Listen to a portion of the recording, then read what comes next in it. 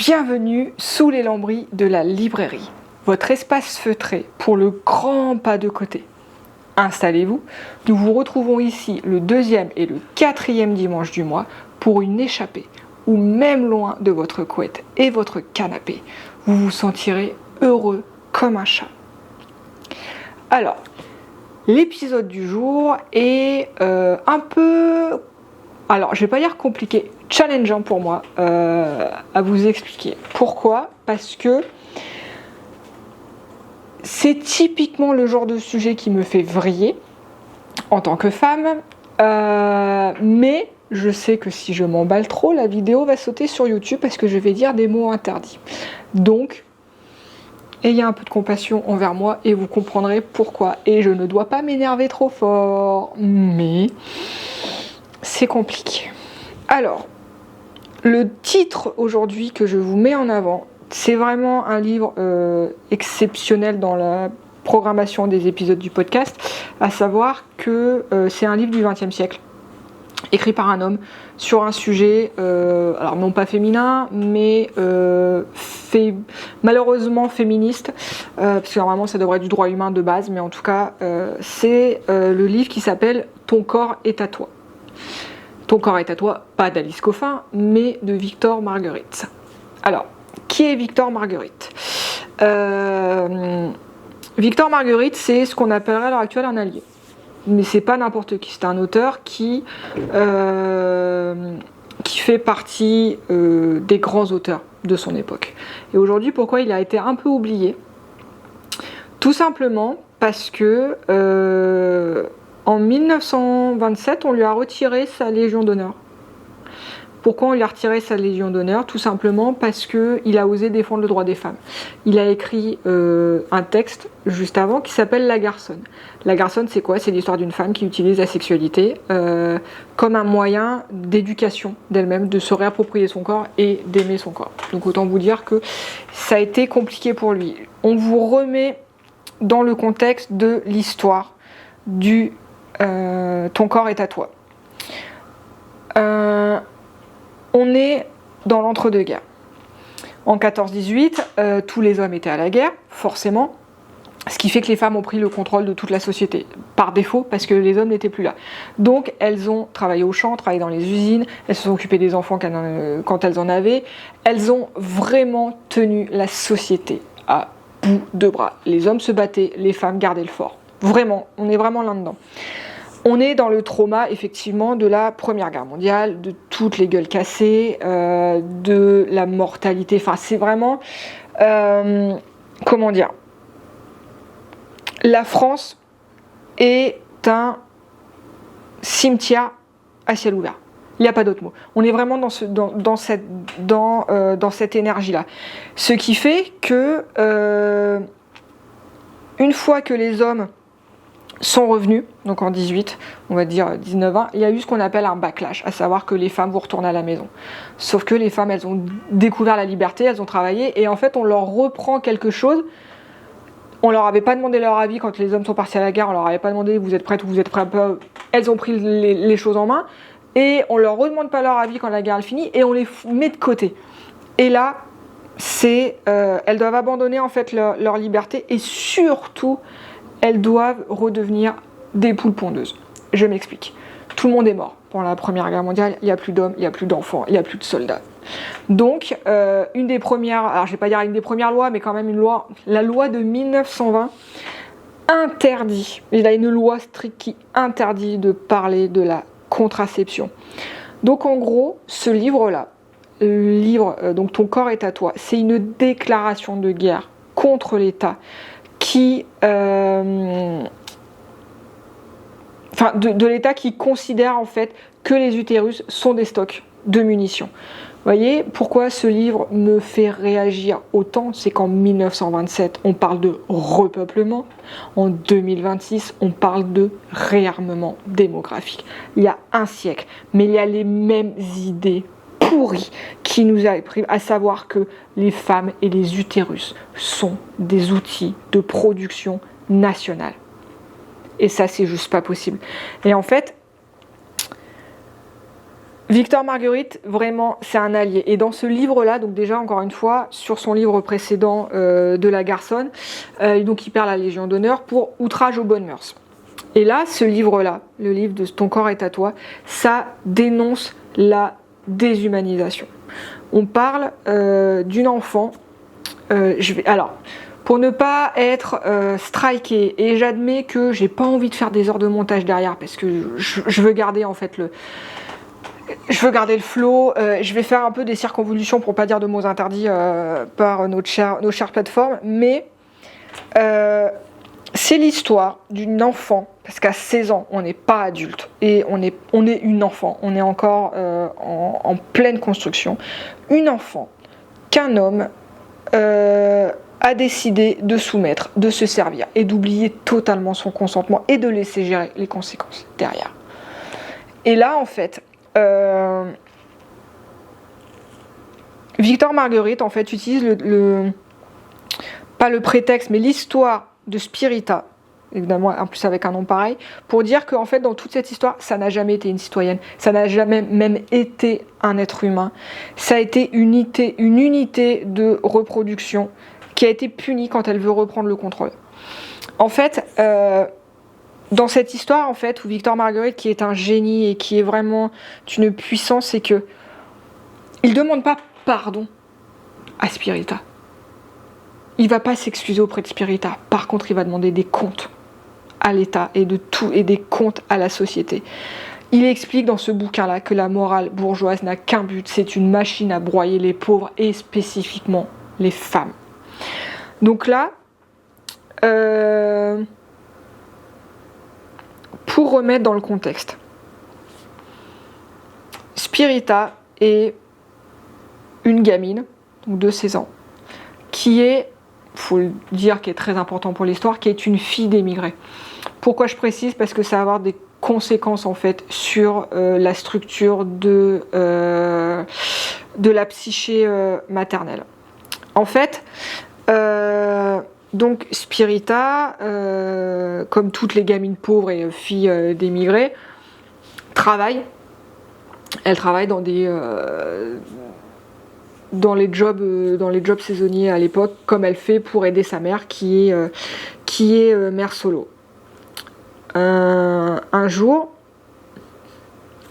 j'ai de la colère qui monte, j'ai peut-être des larmes qui vont monter, mais je refuse, donc il va y avoir des pauses dans ce podcast. Il est vraiment différent, même dans la manière dont je l'ai préparé, il est vraiment différent. D'habitude, quand je prépare un épisode de podcast, je suis en hyper focus, donc ça va, ça roule, c'est fluide. Je travaille énormément dessus, mais j'ai pas besoin de faire de pause parce que j'ai dû faire des pauses. Parce qu'il fallait que je tape des choses, il fallait que je détruise des choses, il fallait que j'évacue cette colère, cette rage. Donc là, voilà, je vais juste faire des pauses. Je sais que vous me comprenez, et je sais que vous allez comprendre encore plus. Donc là, on est sur une gamine qui a 16 ans. Et c'est vraiment le point principal, c'est-à-dire que Spirita n'est qu'une excuse en fait dans le discours de Victor Marguerite. C'est-à-dire qu'il y a deux personnages principaux dont on parle, à savoir Spirita et Manuel. Spirita, donc, est une gamine de 16 ans qui ne demande rien à personne et qui va être victime d'une agression sauvage, destructrice, calamiteuse d'un homme qui va passer par là, qui est un ouvrier saisonnier qui passe, qui va se servir, mais avec une violence, avec autant de violence que, je peux pas dire d'inconséquence, mais de je m'en fous. Il est sur une gamine de 16 ans, elle lui donne envie, c'est une gamine de 16 ans, donc voilà, il se sert. Et c'est même pas qu'il la jette en fait, c'est qu'il ne la considère même pas comme un être humain. Il a pris ce qu'il voulait. Et il l'a abandonné dans un champ, littéralement. La description, elle est froide, elle est analytique. Et là, on parle d'une gamine de 16 ans qui est en train de se former au niveau mental, au niveau social, à tous les niveaux. Encore une fois, c'est une enfant. Et on lui fait tout exploser. Et non seulement on lui fait tout exploser, Mais encore une fois, vous voyez, là, il y a cette scène-là qui se passe. Et le gars, on n'en parle plus, il est parti. Mais avec toutes les conséquences derrière à gérer qui sont juste insupportables. Et là, en fait, lui, vraiment, il se sert, il se casse et il brise Spirita. Mais il s'en fout, parce qu'il voit pas Spirita comme un être humain. C'est juste une femme. C'est même pas une femme, c'est une enfant, mais c'est rien. Et en plus, c'est une fille d'émigré, c'est même pas une... Vraiment, il y a tellement de mépris. Mais c'est même au-delà du mépris, c'est vraiment... Voilà, c'est... Elle est en fait... pendant toute cette scène, elle est dans un état de sidération. En fait, j'ai pas trouvé le terme français, parce que en français, je sais pas si le mot existe, mais en tout cas, ce qu'on appelle un effet de sidération. J'aime pas ce terme-là, parce que le mot « tu m'as sidéré », il a perdu tout son sens. En anglais, on parle de thanatosis. Thanatosis, c'est quoi? C'est lors d'une agression à caractère... voilà. On fait le thanatosis. Thanatos, c'est le dieu de la mort. Dans la mythologie grecque. Eros et Thanatos, le lien entre l'amour et la mort. Et en fait, dans le règne animal, une des façons d'échapper à son prédateur, c'est de simuler la mort. Donc là, en fait, Spirita, elle est dans cet état-là, c'est-à-dire que son cerveau, il chante, il n'existe plus. Et là, son cerveau, il dit « Ok, tu vas survivre ». La seule chose que son cerveau veut à cet instant-là, c'est survivre. Donc il n'y a pas de oui, mais elle s'est pas débattue, oui, mais elle n'a pas dit non. La violence du choc a été telle que son corps lui a dit je vais te faire passer pour morte. Comme ça, tu vas avoir une chance de survivre. On parle de ça. Donc arrêtez de venir nous dire qu'elle a rien dit. Arrêtez de nous dire que elle s'est pas débattue. Arrêtez de. Non, arrêtez. Quand on passe en état de mort ou on se fait passer pour morte, c'est parce que notre cerveau, c'est reptilien, on peut pas faire autre chose, c'est le corps a décidé que je sais tellement que je vais souffrir que je fais passer pour morte. C'est aussi une des raisons physiques où certaines femmes vont sécréter énormément. Alors oui, on va dire des choses... lors d'une agression, certaines femmes vont sécréter énormément de cyprine. Vous irez voir ce que ça veut dire. Que les hommes vont dire « Ah, elle aime ça, ça lui plaît, regardez. » Non. Non. Le corps, il analyse très vite. Le corps, il analyse, il fait c'est tellement brutal, c'est tellement violent qu'on va mettre le plus de lubrification possible pour pas que tu souffres, pour alourdir la douleur. Donc non, c'est pas un signe de plaisir. C'est le corps qui se défend contre une agression qui est tellement violente qu'il fait tout pour survivre. Spirita, elle fait tout pour survivre. C'est une enfant de 16 ans qui n'a rien demandé à personne. Et à l'instant T, personne n'est là pour elle. Mais quand on dit personne, c'est-à-dire que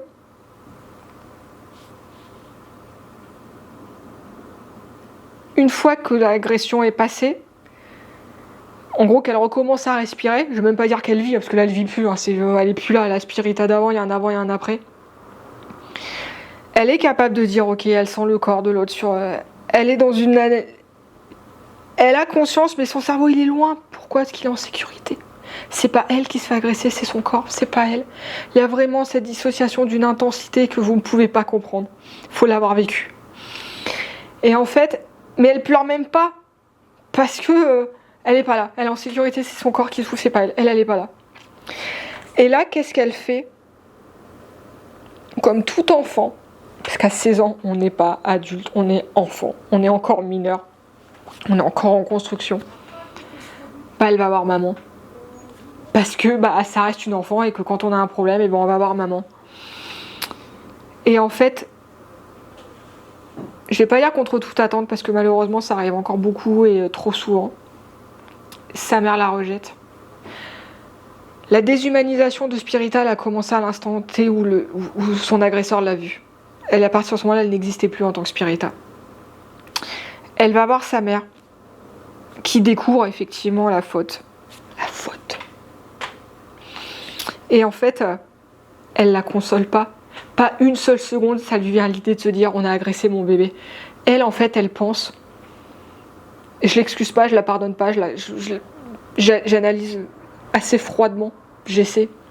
En fait, elle est immigrée, donc elle sait qu'elle est pas chez elle. Elle se sent pas chez elle, pas légitime, donc elle veut pas avoir ce fardeau à gérer. Et c'est quelque chose qu'ont beaucoup d'émigrés de dire on va être encore plus royaliste que le roi parce qu'on veut pas, on sait qu'on n'est pas chez nous et on peut se faire virer du jour au lendemain, donc on va être vraiment rentré dans les clous. Donc elle peut pas avoir une fille mère, elle peut pas avoir une fille sale. Donc en fait, elle la rejette parce que sa fille est devenue une pub en fait pour la honte. Et c'est vraiment le mot qu'elle lui dit, c'est dégage. Et quand on disait que Victor Marguerite disait que la bourgeoisie n'avait que pour but de broyer les pauvres et les femmes, c'est ça. La mère, en fait, malgré elle, c'est le bras armé du patriarcat. C'est vraiment ce qu'on appelle la patriarcaptivité. C'est-à-dire que même en tant que femme, elle n'est pas capable d'analyser plus loin que à elle.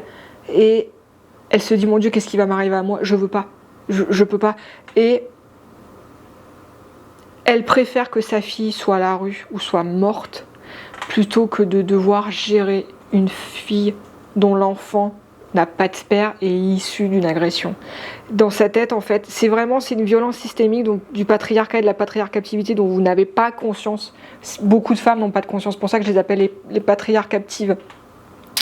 Je suis pas la seule à employer ce mot-là. C'est une violence systémique que certaines femmes choisissent, malgré elles, j'espère, qui préfèrent détruire d'autres femmes pour rester séduisantes auprès des hommes qui sont le patriarcat, qui sont les destructeurs.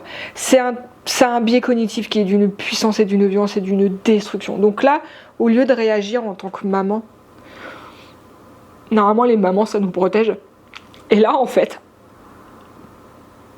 elle va, parce qu'il n'y a pas de père, elle va vers son seul repère de toute sa vie et sa mère lui dit dégage. Et là, qu'est-ce qui se passe ? En fait, elle s'enfuit parce qu'elle a rien. Elle est seule et elle sait qu'il se passe un truc dans son corps, mais encore une fois, elle a 16 ans, donc elle sait pas ce qui se passe. Quand elle se fait agresser, elle sait pas, elle est pas au courant des choses de l'amour. C'est pas de l'amour. C'est pas de l'amour.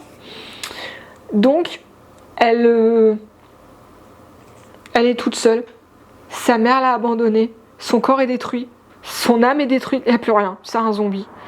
Et elle se retrouve seule à Marseille. C'est pas même encore maintenant, même si on peut dire aussi ça de Paris, mais c'est pas la ville la plus sécuritaire. Toutes les grandes villes de toute façon ne sont pas les endroits où il y a le plus de sécurité au monde. Parce que là il y a énormément de passages, il y a énormément de gens. Donc là on parle sur une gamine qui a 16 ans, qui est toute seule, qui est perdue à tous les niveaux, et elle va à Marseille. Pourquoi elle va à Marseille ? Parce qu'elle cherche une solution. Parce qu'en fait, elle a très bien compris que dans son corps, il y a un intrus. Et elle en veut pas de cet intrus. On lui a pas demandé l'autorisation, on lui a même pas prévenu, on lui a rien fait. L'autre il est parti, il s'en fout. Il a déjà oublié cette femme, cette fille, cet enfant. Elle oublie pas. Et en fait, son enfance a explosé, sa vie a explosé, elle a plus rien et elle doit trouver une solution. Et en fait, elle va à Marseille parce que c'est la grande ville du coin et elle peut disparaître, elle peut se sentir en sécurité. C'est-à-dire que quand vous voulez vous cacher, souvent les gens pensent que quand on va se cacher, ils vont aller... les gens en fuite, quand ils se cachent, ils vont aller genre au fin fond de la Creuse. Non, parce qu'il n'y a personne en Creuse. Allez au cœur de Paris, on ne va jamais vous retrouver. C'est plus facile de se cacher dans la foule. Donc là, c'est ce qu'elle fait. Elle veut disparaître, comme toutes les victimes. Elle veut plus être vue. Et en plus, elle doit régler son problème. C'est pas dans la garrigue qu'elle va trouver des faiseuses d'engins. Donc, elle va dans une ville, seule, sans argent, sans soutien, avec un enfant dans le ventre qu'elle n'a pas demandé. C'est même pas un enfant, elle peut pas le considérer comme un enfant, c'est le souvenir de son agression. Et en plus de ça, au niveau sensoriel, c'est juste pas possible. Il y a les odeurs, il y a les cris, il y a l'accent marseillais, il y a le porc, il y a les odeurs de poisson pourri. Il y a vraiment, elle est en surcharge totale, elle est hébétée, elle est en mode zombie et en plus de ça, elle sent son ventre qui bouge. Et ça, encore une fois, vous pouvez pas vous rendre compte avant de l'avoir vécu vous-même, mais même si les médecins disent que ouais, non mais c'est bon, tu peux pas le sentir, si, on le sent. Et Et je veux même pas imaginer ce que ça fait quand c'est pas voulu, que c'est pas désiré, que c'est une torture de chaque instant. Et là, en fait, elle a de la chance, si on peut appeler ça de la chance. C'est parce que, en fait, elle va rencontrer Manuel. Et qu'on a l'habitude de dire en lisant ce livre-là, c'est que Manuel, il est pauvre, mais il est riche. Parce que, effectivement, il a pas d'argent. Il a la rue, lui aussi. Il a pas d'argent, mais il est riche d'humanité. Et en fait, c'est un être humain qui est face à un autre être humain. C'est pas son sauveur. C'est vraiment pas ça. C'est pas ça leur relation. C'est vraiment un compagnon de survie. Il la juge pas. Il l'accompagne pas. Il va pas régler son problème. Il va l'aider. Juste ça. C'est-à-dire que de toute façon, Spirita, elle a remarqué qu'elle était toute seule. Hein. Donc en fait, il va la chercher, il va l'aider à trouver des faiseuses d'anges. Et il va faire le tour. Il va l'accompagner. Il va la soutenir moralement parce qu'il peut rien faire d'autre en fait. Et en fait, il est impuissant face à la situation. Vraiment. Mais il la soutient. Et c'est un ami. Il est là parce que, ok, je peux rien faire pour toi, mais je peux ne pas t'abandonner. Et je vais t'accompagner. Et je serai là quand il faut. Parce qu'il faut. Parce que je peux pas te laisser dans cet état-là. Et elle est perdue parce qu'elle a le tic-tac. Parce que même si elle s'y connaît pas, elle a eu le temps de se renseigner que, au bout d'un certain temps, même encore maintenant, hein, c'est trop tard. Quand on nous dit le terme de temps de semaine est passé, c'est trop tard. Donc elle est vraiment... dans ce rythme-là. Elle a tout perdu. Elle a plus de famille. Elle a plus de repères. Elle a plus de code. Elle a plus rien. Et là, en fait...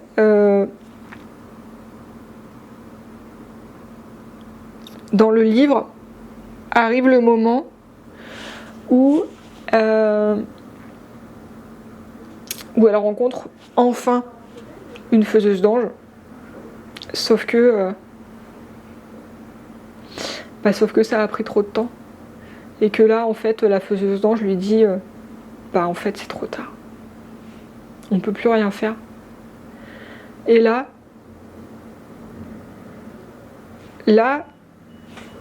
ce que Victor Marguerite traduit tellement bien, et c'est pour ça que je suis dans cet état-là, parce que ça n'a pas changé, c'est que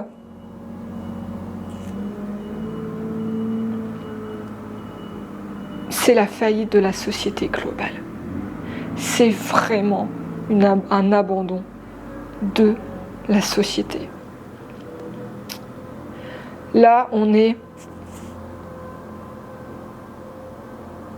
sur un viol institutionnalisé. C'est-à-dire que, ok, il y a cet homme qui a fait ça. C'est pas un homme d'ailleurs. Ceux qui font ça sont pas des hommes. Voilà, c'est même pas des êtres humains pour le coup. Elle se rend compte, voilà, que à chaque battement de son cœur, de sa vie, pendant 9 mois, elle va avoir un alien qui va lui rappeler H24 ce qu'elle a vécu. Je pense que vous ne vous rendez pas compte du traumatisme. Je pense aussi que vous en avez, mais rien à battre. C'est pour ça. À vous, messieurs les politiques et les décideurs, qui en 2026 osaient encore parler de réarmement démographique depuis le confort de vos bureaux climatisés. Écoutez bien l'histoire de Spirita Arelli. Regardez cette gamine de 16 ans, le corps broyé par un inconnu, l'esprit brisé par le silence d'une mère complice de l'oppression. Regardez-la errer dans Marseille, cherchant désespérément à reprendre les clés de sa propre maison, son corps, avant que la loi ne les change en menottes. Quand vous parlez de natalité, vous ne parlez pas de vie. Vous parlez de production, vous parlez de transformer les entrailles des femmes en usine nationale. Vous êtes les héritiers de cette morale de 1920 qui a préféré condamner une enfant à un viol de 9 mois plutôt que de lui accorder la dignité d'un choix. Car c'est cela qu'il s'agit, forcer une femme à porter ce qu'elle n'a pas voulu. C'est prolonger l'agression à chaque battement de cœur, à chaque mouvement dans son ventre. Pour une enfant comme Spirita, pour celle dont le système nerveux est déjà à vif, c'est une torture sensorielle et psychique que vous osez appeler un devoir citoyen. Spirita n'avait que Manuel pour lui tenir la main dans le caniveau. Aujourd'hui, nous sommes des millions. Et nous vous le disons avec la rage de Victor Marguerite et la douleur de toutes les Spiritas sacrifiées. Nos corps ne sont pas vos champs de bataille, nos utérus ne sont pas vos arsenaux. Le corps d'une femme est un territoire souverain. Et sur ce territoire, vos décrets de réarmement n'ont aucune juridiction. Si la patrie a besoin de soldats, qu'elle commence déjà par respecter ses citoyennes, car tant qu'une seule Spirita sera forcée à l'héroïsme maternel par votre faute, votre progrès ne sera qu'une barbarie déguisée. Ton corps est à toi, aujourd'hui, demain et pour toujours.